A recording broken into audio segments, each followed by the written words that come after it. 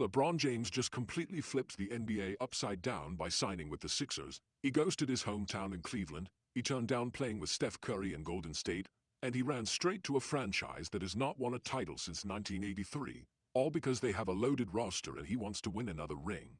So, in the end, LeBron James chose to ring chase. What did you expect? This is the equivalent of LeBron James saying, I just can't do this by myself. But now the NBA legends are finally speaking up about it. And wait until you hear how Scottie Pippen just tied this move back to the Jordan era, or how Gilbert Arenas went live on the internet and completely turned his back on him after defending him for a decade. The media wants everybody to act like it's some big deal because a literal billionaire accepted an $8 million salary. But anyone with a working brain knows this is the most calculated move in basketball history. LeBron James did not take a $44 million pay cut out of the goodness of his heart.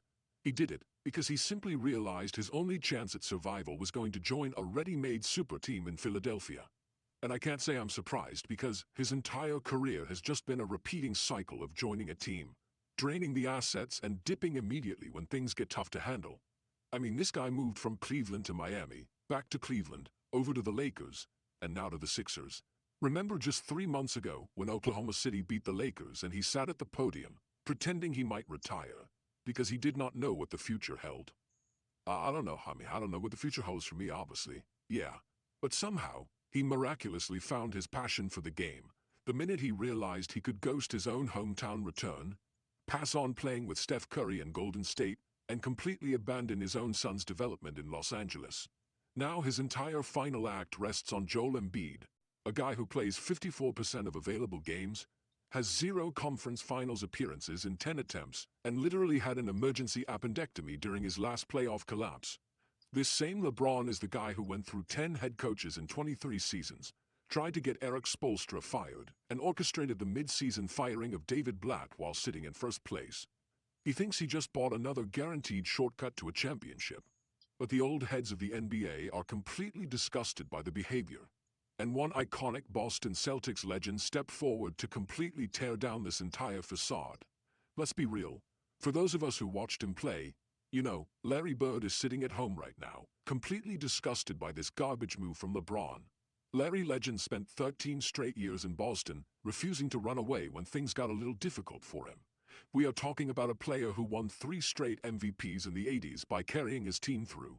The man literally destroyed his spine during the offseason because he was out there manually shoveling crushed rock to build a driveway for his mom.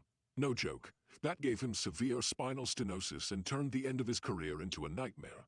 By the end of his playing days, he had to lie completely flat on the hardwood floor right next to the Celtics bench just so his back would not lock up mid-game. But he still never picked up the phone to beg Magic Johnson or Isaiah Thomas for a roster spot on a stacked team. Larry actually understood that the entire point of winning a ring is surviving the absolute worst moments with the franchise that drafted you, which is the exact opposite of LeBron running away to his 5th super team. If you read his book from 1998 called Bird Watching, he states that superstars switching teams just to find a cleaner situation makes guys soft. He even went on national television and openly labeled modern players as cocktail guys because they always want to be hanging out wherever the party is happening.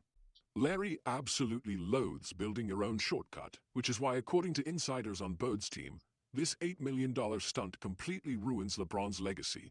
In fact, in his exact words, I called them cocktail guys before. Players who just want to be where the action is. LeBron has been a cocktail guy his whole career, and Philly is just his latest party. The difference between him and me, I never needed a party. I built something. That is a legendary top 10 player of all time calling LeBron soft on record. But honestly, the absolute funniest part of this whole situation is that the pushback is not just coming from old-school legends. The real comedy begins when you look at LeBron's chief media defense attorney on the internet. Yeah, Gilbert Arenas, the most passionate LeBron glazer, he actually turned on him.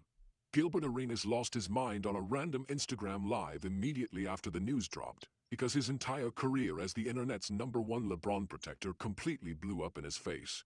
He did not even wait for his producers to turn on the studio microphones before he started venting to his followers and completely exposed the fraudulence. Gil looked right at the camera and said, I defended this man for years against everybody who came for him. But I'm watching him pass on Cleveland, pass on Miami, pass on Steph Curry, and go straight to the team with 4 All-Stars already waiting. I defended the player, but man, I can't defend the pattern. That is a wild confession coming from a guy who built his entire media empire by coming for anyone who dared to question LeBron's legacy. According to his producers, Gil was sick to his stomach because he saw right through the nasty corporate packaging.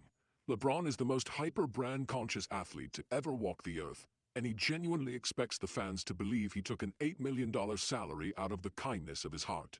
The timeline is crazy when you realize he stood on stage at Fanatics Fest just 3 weeks ago, telling people he could easily play until he was 65 years old.